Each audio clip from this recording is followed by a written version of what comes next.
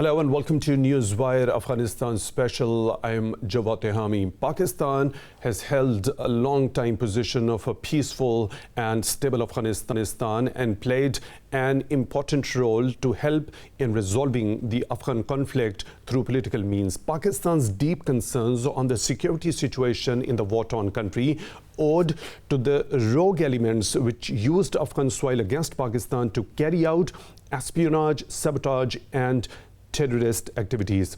Now, Pakistan repeatedly raised concerns to the previous Afghan governments but had to face a barrage of accusations and false propaganda in return. Now, the Taliban, after taking over Kabul, have announced that Tehreek-e-Taliban Pakistan has no place in Afghanistan. TTP is a banned organization in Pakistan and had been involved in many heinous and gut-wrenching terrorist attacks in the country.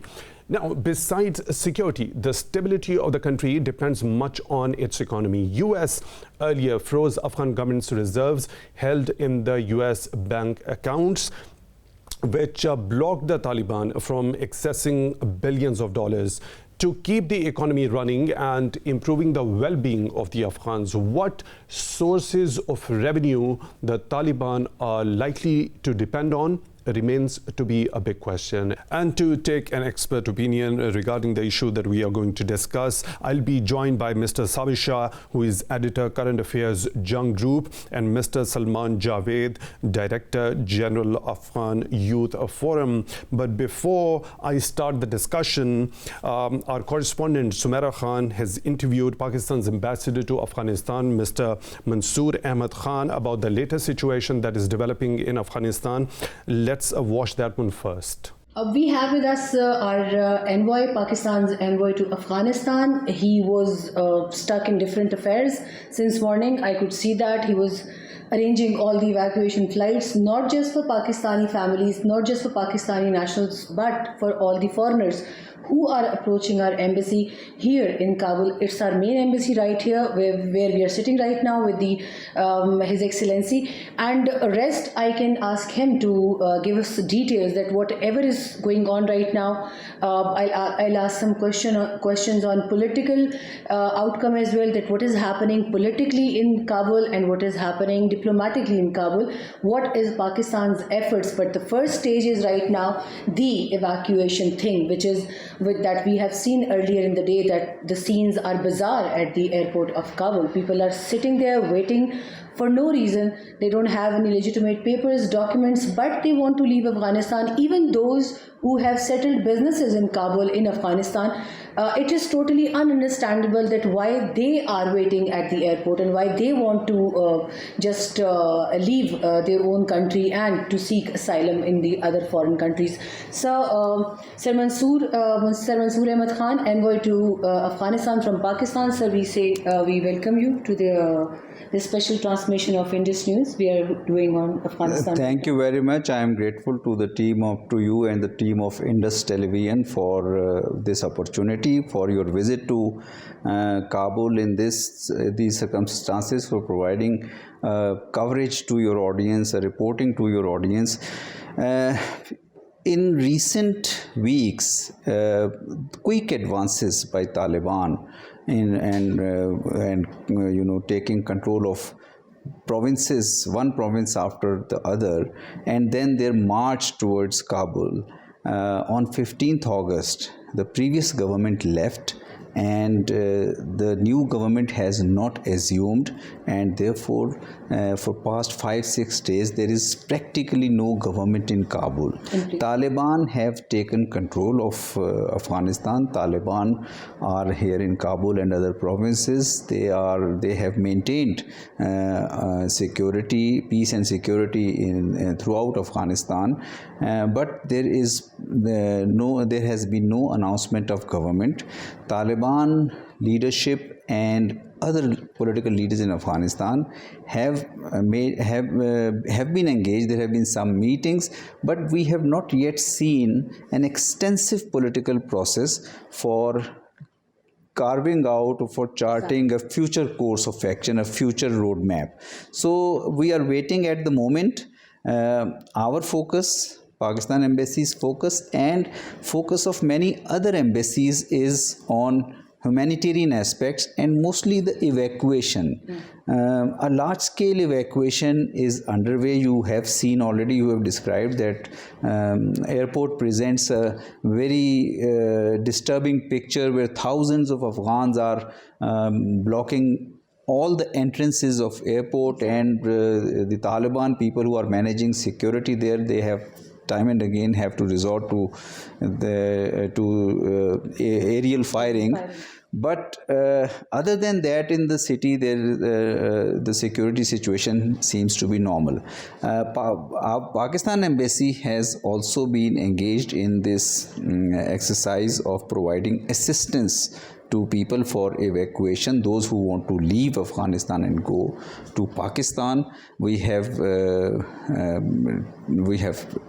provided this facility to a large number of Pakistanis. Most of the Pakistanis have now gone. About 200 may be left, which will be sent to Pakistan in the next 2 days. We have provided this facilitation to international organizations and their staff, both foreign staff and of their Afghan staff and families. 2 PIA flights are going today. There will be more PIA flights tomorrow and in the coming days. So we hope that this exercise is completed, and we hope that a political stability also is achieved through a process of engagement. You rightly said that, and as I was discussing the issue with other staff of the embassy as well, you are in a very secure manner, you are providing a secure evacuation plan to the foreign nationals. And those foreign nationals, can we include those from the different nationalities, from different embassies, or they are associated with some UN organizations? What are we speaking about? Like, who are these? From the beginning, our government at the highest level, Prime Minister Imran Khan, directed us that we should provide facilitation to everyone, including the embassies working here and their expatriate staff, diplomats, or their Afghan staff and families.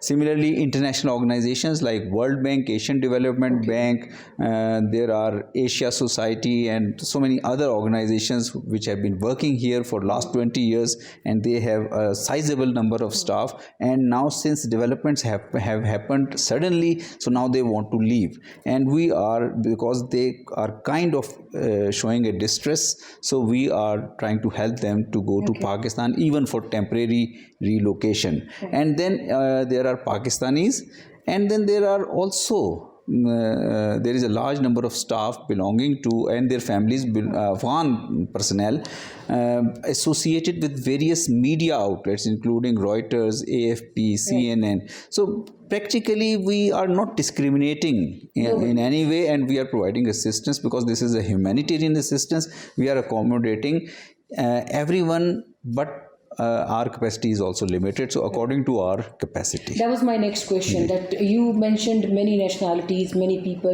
hailing to different countries.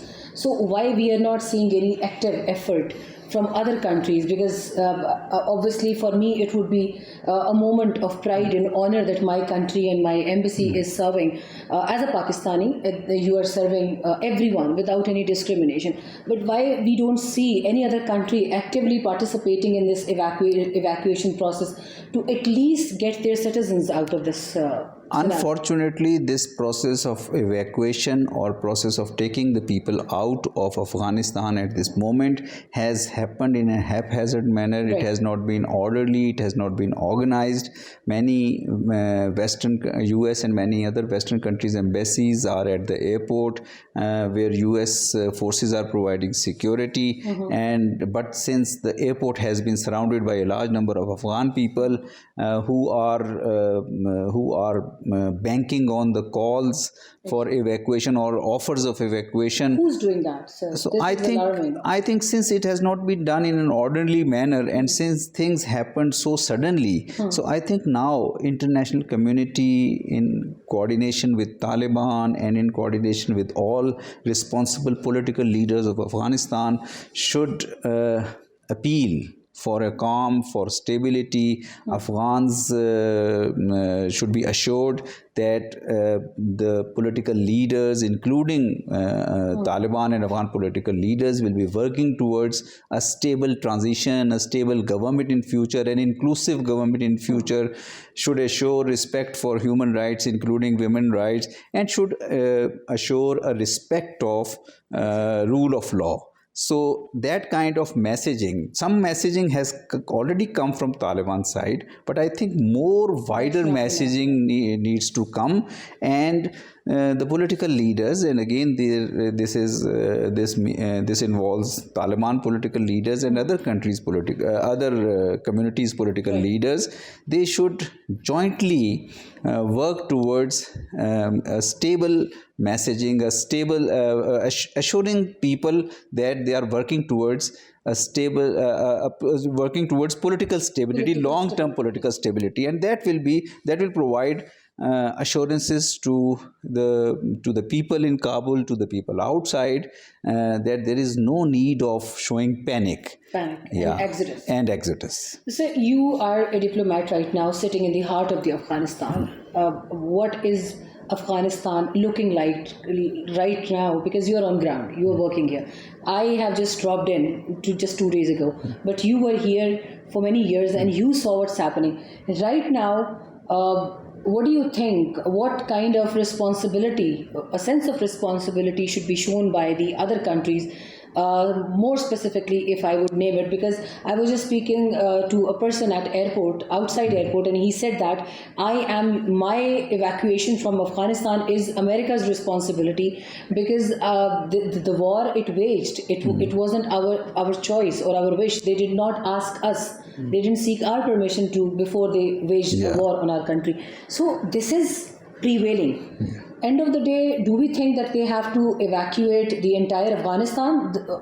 Because I'm referring to some statements being made by Western governments that every Afghan is welcome, they are welcome. So who is going to live in this country? Who is going to rebuild it if they keep offering asylums and if they keep offering evacuations to them? I think for a long time, Pakistan has consistently emphasized that solution of the Afghan issue, durable solution of the Afghan issue, is in an inclusive political settlement. There is no military solution, and there has to be a political process, and this political process has to be inclusive, intra-Afghan process.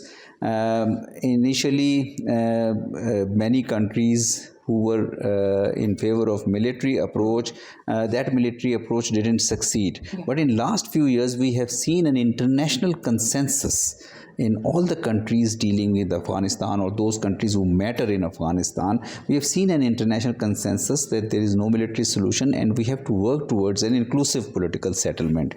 Doha process has made some progress in that direction, but since these developments which happened during this week have now brought us to a new situation, or in a new phase, where I think we need to collectively, the international community needs to demonstrate its firm resolve to help Afghan political leaders to move towards an inclusive political settlement. Inclusive political settlement where human rights are respected, where rule of law is there, and where people are assured, or people have faith in their government and their society for economic development. And that kind of environment will help Afghan people to stay in their country for a better future. I agree, while we are ready, we are providing every kind of humanitarian assistance, every kind of, we are assisting people, those who want to go to Pakistan for their temporary relocation. But we also believe that people should work together. Afghans have to work together for an inclusive political settlement. This challenge also represents a serious opportunity. That opportunity is that this historic opportunity has to be seized for the Afghan nation to put an end to the differences, the dispute, the conflict of past 4 decades, and enter into an era of political settlement, negotiated political settlement, and an era of peace, progress, and prosperity. Thank you very much, sir. But a brief question in the end. Are we engaged right now with Taliban or their representatives in Afghanistan to at least tell them that what is happening on ground and what exactly should be done to avoid another humanitarian crisis in Afghanistan? No, we are very constructively engaged with all shades of Afghan political opinion. We are engaged with Taliban political leadership. We are engaged with Afghan political leaders. I met former President Hamid Karzai, Dr. Abdullah. I have also requested a meeting with Gulbuddin Hikmatyar, and I'll be meeting all other leaders. I am in touch with Taliban's political leadership also. But at this moment, things are in a flux because the Taliban entire political leadership is not yet here in Kabul. So I think there is a need that we should now, by we I mean the Afghan leaders and the international community collectively should now be working towards a stable structure in Afghanistan. Thank you very much, sir, for your time. And indeed, we are in Kabul. We'll be looking forward to you to have more to share more updates in your presence with the audience and with the viewers. And we also look forward to a future that is acceptable for all the Afghans, and we also pray, I'll be appreciating all your efforts. The entire embassy staff of Pakistan is totally, they are working days and nights. I would definitely mention this office is, it belongs to the His Excellency Mansoor Ahmad Khan, but I've seen them working, all of them, they are working days and nights to make it possible and to provide a secure evacuation to everyone who is approaching the Pakistan's embassy, instead of having discriminations like the other embassies and the other staffers are having towards the Afghan nationals. So this is something that we are very proud of our embassy staffer here. Sir, please convey our regards to them as well. Thank you very much. Well, that was our correspondent Sumaira Khan, who interviewed Pakistan's ambassador to Afghanistan, Mr. Mansoor Ahmad Khan. It's time for a short break, and after the break, we'll discuss the emerging scenario in Afghanistan and how the Taliban should be engaged by Pakistan. For that, I've got Mr. Sabir Shah, editor, Current Affairs, Jung Group, and Mr. Salman Javed, Director General, Afghan Youth Forum. So we'll talk to them in detail about the issue, but right after a short break. Stay tuned.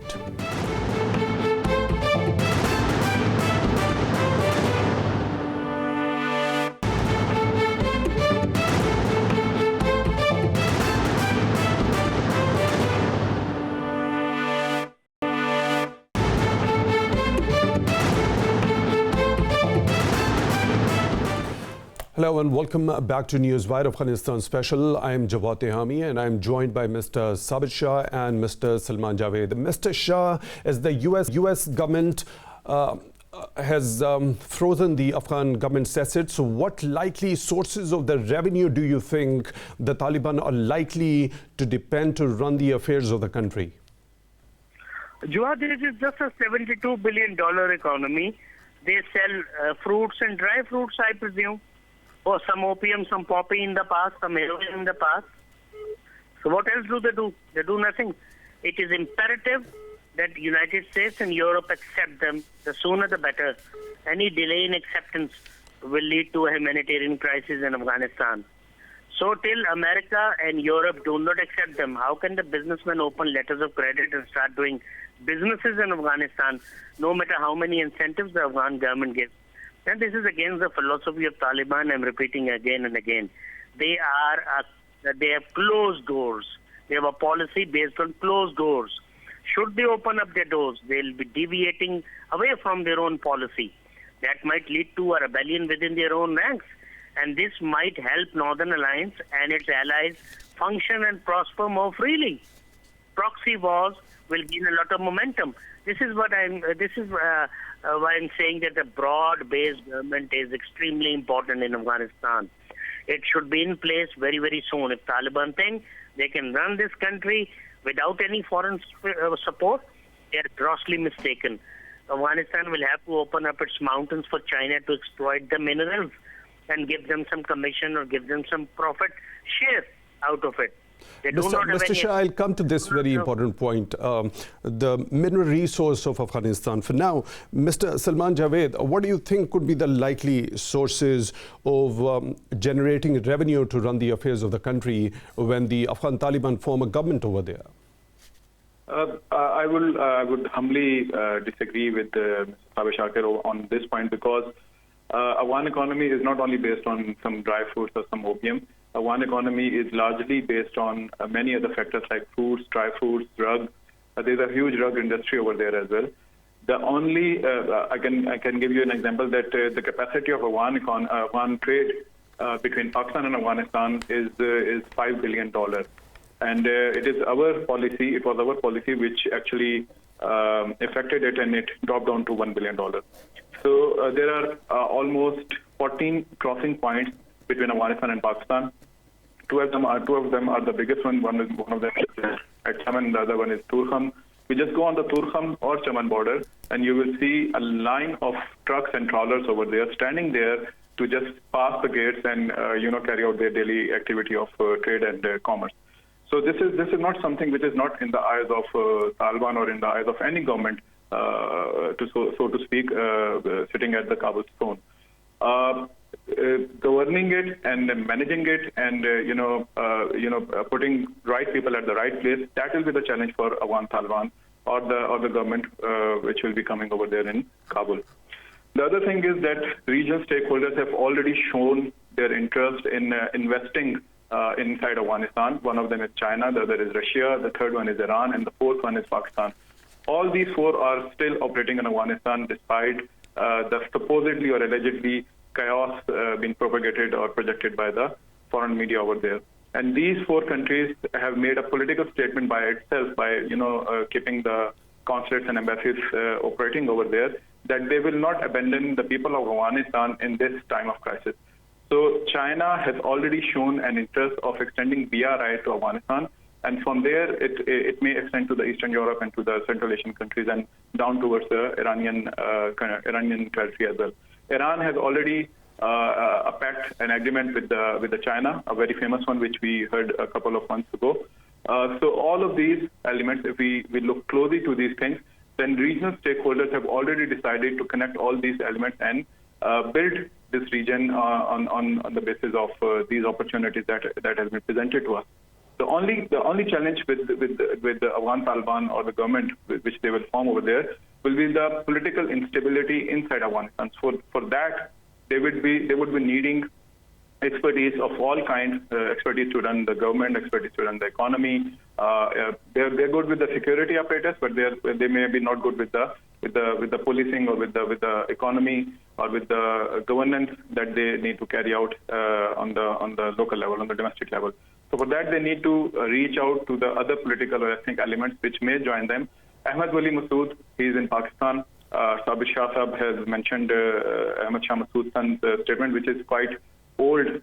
He gave that statement about 6, 7, 8 months ago. But a couple of days ago, he mentioned this, that if Taliban will, behave and will come to the political settlement, he will have a political settlement with them. Same was said by Ahmad Wali Masood last night in an interview with the Dawn as well. So I don't think so that political elements in Afghanistan have much of a choice. So they will have to, at the end of the day, sit with Afghan Taliban. They will negotiate and they will come to some terms as well. So challenges will be there. Winter is coming. There will be a huge crisis for food and other supplies. But getting there with the relief activities and the relief packages by the other countries of the region, I think that is already on the table. Mr. Salman Javed, as you just mentioned, that the stability and security over there at the Afghan territory is very much crucial for such type of regional integration projects and for the regional countries to come and invest in Afghanistan. As you have just said, that Pakistan, China and Iran are very keen to invest over there, but this was the actual cause for which projects like TAPI had been pending for over a decade now, just because of the instability over there. There couldn't be, and the picture Mr. Shah has sketched at the moment, because he thinks there might be a lot of sleeper cells, and since the West and Indians don't want the CPAC to flourish. So how can the Afghan Taliban ensure keeping all these dynamics in view? Look, we also faced similar challenges in last 2 decades when there was a rise of TTP and Al-Qaeda over here, and MS said we had this opportunity presented to us in the form of CPAC. To carry out the activity of CPAC, we had to carry out those operations and those activities which then curb the militancy over here in Pakistan, not only because of CPAC, but also to protect our people as well, our sovereignty as well. The same challenge has been presented to Taliban as well. Like I said before, that they may have presented their capacity, may have projected their capacity in an amicable manner in dealing with such security threats inside their territory. They may have a nexus of intelligence on ground which can tell them that which element is hiding where. Nur Wali Masood has already gone into hiding, and Taliban has already issued a verdict against TTP, and they had a very fierce fight with them during this takeover within the provinces of Laghman and Kunar. In Kunar, their shadow governor, Commander Usman, not only he had furious clashes with ISIS, but he also killed many commanders of Taliban, of TTP as well.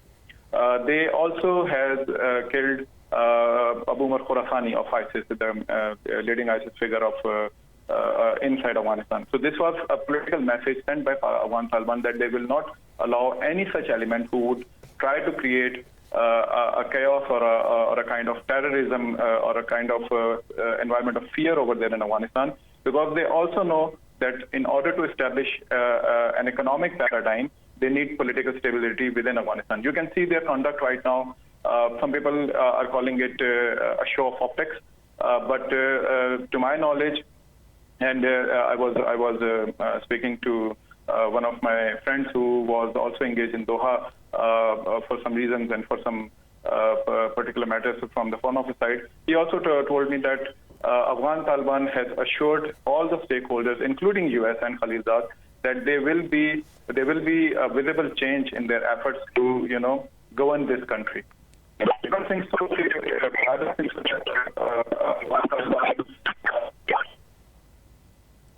Okay, I'll come back to you, Mr. Salman Javed. Going to Mr. Shah. Mr. Shah, now considering Afghanistan's mineral wealth, as one US geological survey has revealed that the country may hold nearly 60 million metric tons of copper, 2,200 million tons of iron deposits, 32,000 tons of mercury, millions of tons of potash, as well as huge reserves of rare earth metals such as lithium, beryllium, niobium, and cesium. Do you think will the Taliban exploit these mineral resources to improve their economy, or will only look towards the international community and the regional stakeholders? No, they cannot do it. For this, you need expertise and machinery to exploit. You need to let a lot of foreigners in, stay there, and then conduct these surveys yet again. Right now, as we speak, I've also read these reports on CNN that they've got wealth to the tune of trillions of dollars. These rugged mountains do not offer much respite to anybody who wishes to scale them. People get killed. You see, people get kidnapped. There is no stability. Journalists can lie, and media houses can lie, but images do not lie. You saw all these images from the Kabul airport a few days ago. People flying with the aeroplane and falling down. People running with the aeroplanes. People carrying guns and walking in the streets of Afghan cities. What does this signify? This speaks volume of a restive stage in Afghanistan. This speaks volume of chaos and pandemonium in Afghanistan. How can we say that they've got stability there? Taliban statements do not matter. Like the Afghan government, Taliban have seldom spoken the truth. I was reading some tweets. Now, I don't know whether they are forged or fake, whereby Taliban Pakistan said it has pledged allegiance to the Taliban in Afghanistan. On the other side, you hear that the Afghan Taliban say that they will not be offering any Afghan soil for any terrorism. They kept doing it for many, many years, and we were the main sufferers. Then, if you want China, Turkey, and China, Turkey, and Russia to do something for the Taliban, it is imperative upon them first recognize and accept Taliban. They have not done it yet. Till they don't do it, I mean, how can peace come in Afghanistan and how can businesses flourish in Pakistan? As far as Northern Alliance is concerned, just before your program, I was checking my internet on my mobile telephone, and Pakistani televisions were flashing headlines. I'm sure you'll see them, that Ahmad Shah Massoud's son says that we'll keep fighting Taliban. Whom should I believe? There is a lot of disinformation coming from Afghanistan. I don't want to believe America. I don't want to believe Europe. I don't want to believe Taliban. So in such a state where propaganda reigns supreme, you cannot believe anyone. The only hard news we are waiting for is that Taliban have formed a broad-based government. What if they don't do it? I've already expressed my fears and my apprehensions. For China, Russia, and Turkey to lay down any infrastructure, there has to be peace. Even their people cannot work in an unstable environment. As I said, Mr. Shah, as you said that it requires expertise. Dry fruits, Mr. Shah, as you alluded to the fact that it requires expertise, particularly in order to exploit the mineral resources. There are a couple of reports that point to the very fact that the Taliban didn't require any foreign assistance or the expertise in order to exploit that mineral resource to their own advantage. And that clearly shows that at different times it provided them with over $20 million US, and they consider the significance of this particular mineral resource over there in Afghanistan. And back in 2016 also, they got the fully half of all of the revenue from La Peace mines, and that went straight into the hands of Taliban. Which that report says was a sum again to be measured in millions, if not tens of millions of dollars. So again, there is a realization within the ranks of Taliban there is a huge mineral resource in Afghanistan, and that can be translated into cash. Jawad, realization is not important. I mean, they have been taking advantage by themselves without any foreign expertise, and they have earned millions of dollars in revenue for arming themselves up. My brother, these are misleading reports.